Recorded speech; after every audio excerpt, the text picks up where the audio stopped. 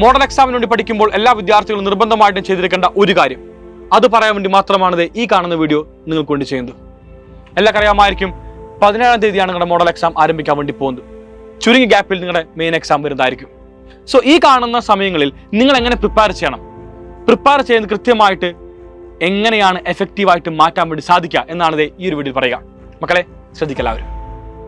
ആദ്യമായിട്ട് ചെയ്യേണ്ട കാര്യം, നിങ്ങൾ പഠിക്കുമ്പോൾ കൃത്യമായിട്ട് എഴുതി വെക്കണം ഞാൻ എന്ത് പഠിച്ചു എന്നുള്ളത്.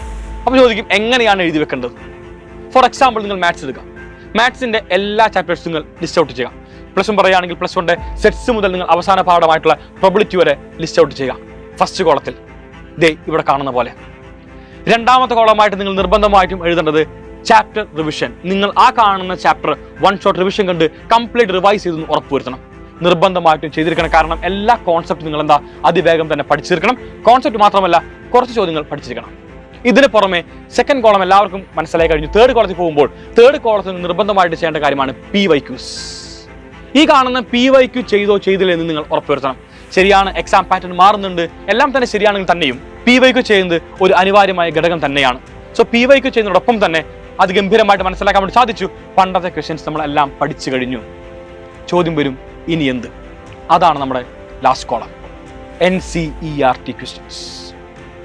അപ്പോൾ ഒരു വിദ്യാർത്ഥി പഠിക്കുമ്പോൾ ആദ്യമായിട്ട് ഫുൾ ചാപ്റ്റർ റിവിഷൻ കഴിയുമ്പോൾ ആ കാണുന്ന ഫുൾ ചാപ്റ്റർ റിവിഷൻ്റെ അവിടെ ടിക്ക് ഇടണം. സോ സെറ്റ്സ് കഴിഞ്ഞാൽ സെറ്റ്സിൻ്റെ അവിടെ എല്ലാവരും ടിക്ക് ഇട്ടു, full chapter revision. PYQ discuss ചെയ്യുമ്പോൾ PYQ കഴിയുമ്പോൾ മാത്രം നിങ്ങൾ എന്ത് ചെയ്യണം? PYQൻ്റെ അവിടെ ടിക്ക് ഇടുക. അവസാനമായിട്ട് NCERT ക്വസ്റ്റ്യൻസിലേക്ക് വരുമ്പോൾ NCERT ക്വസ്റ്റ്യൻസ് ചെയ്ത് കഴിയുമ്പോൾ അവിടെ നിങ്ങൾ ടിക്ക് ഇടുക. ഇങ്ങനെ മൂന്ന് ഘട്ടമായിട്ട് വേണം ഏതൊരു വിദ്യാർത്ഥിയും പഠിക്കുവാൻ വേണ്ടി. ഇങ്ങനെ പഠിച്ചാൽ മാത്രമാണ് നമുക്ക് വളരെ വ്യക്തമായിട്ടൊരു ധാരണ ഉണ്ടാവുള്ളൂ. ഞാൻ എവിടെ വരെ പഠിച്ചെത്തി, ഞാൻ എത്ര പഠിച്ചു കഴിഞ്ഞു. അല്ലെങ്കിൽ ഇന്ന് ഞാൻ കുറച്ച് ഫിസിക്സ് പഠിച്ചു, നാളെ കെമിസ്ട്രി പഠിച്ചു, മറ്റന്നാൾ ബയോളജി പഠിച്ചു, ഞാൻ എവിടെ എത്തുന്നില്ല. എവിടെയും എത്താൻ സാഹചര്യം ഉണ്ടാകും. അത് പാടില്ല. ഞാൻ എന്ത് പഠിച്ചു, ഞാൻ എവിടെ നിൽക്കുന്നു, എനിക്ക് എന്താണ് ബാലൻസ് എന്ന് നിങ്ങൾക്ക് മനസ്സിലാക്കണം. അത് മനസ്സിലാക്കി പഠിച്ചാൽ മാത്രമാണ് നമുക്ക് ഫുൾ മാർക്ക് എന്ന സ്വപ്നത്തിലേക്ക് എത്താൻ വേണ്ടി സാധിക്കുകയുള്ളൂ. നിങ്ങൾക്ക് വേണ്ടി എക്കാലം ഞങ്ങളുണ്ടാകും. ഞങ്ങൾ നിങ്ങൾക്കുള്ള NCERT ക്വസ്റ്റ്യൻസും അതുപോലെ തന്നെ PYQും എല്ലാം തന്നെ ക്ലാസ്സിന് വർക്കൗട്ട് ചെയ്യുന്നതായിരിക്കും. ഇതിന് പുറമെ നിങ്ങൾ എടുക്കേണ്ട എഫേർട്ടാണിത് ഇപ്പോൾ തന്നെ പറഞ്ഞത്. ഇതൊരു ചലഞ്ച് പോലെ ഏറ്റെടുക്കണം. ഇതോടൊപ്പം തന്നെ എനിക്ക് ഒരു കാര്യം കൂടി നിങ്ങളോട് പറയാനുണ്ട്. മറ്റൊന്നുമല്ല, പഠിക്കുന്ന പാഠം വൃത്തിയിൽ പഠിച്ചു തീർക്കാം. അല്ലാതെ ഒരു പാഠം കുറച്ച് പഠിച്ചു മാറ്റിവെച്ചു, അത് പാടില്ല. കാരണം മോഡൽ എക്സാം വരാൻ വേണ്ടി പോകുന്നു. മോഡൽ എക്സാമിന് നിങ്ങൾക്ക് ഈ കാണുന്ന മാർക്ക് കാണിക്കേണ്ട ആവശ്യം നിങ്ങളെ മാത്രമാണ്. മനസ്സിലാക്കണം. എത്ര പാഠം പഠിച്ചു കഴിഞ്ഞു എന്നതിലുപരി പഠിച്ച പാഠം വൃത്തിയിൽ പ്രസന്റ് ചെയ്യാൻ വേണ്ടി സാധിച്ചോ, പഠിച്ച പാഠത്തിലെ മുഴുവൻ മാർക്ക് നിങ്ങൾക്ക് ഉറപ്പിക്കാൻ വേണ്ടി സാധിച്ചോ എന്ന് വേണം എല്ലാ മക്കളും ഈ നിമിഷം ഉറപ്പുവരുത്താൻ വേണ്ടി. സോ അത് ഗംഭീരമായിട്ട് പഠിക്കുക. വീണ്ടും പറയുന്നു, നിങ്ങളോടൊപ്പം ഞങ്ങളുണ്ടാകും.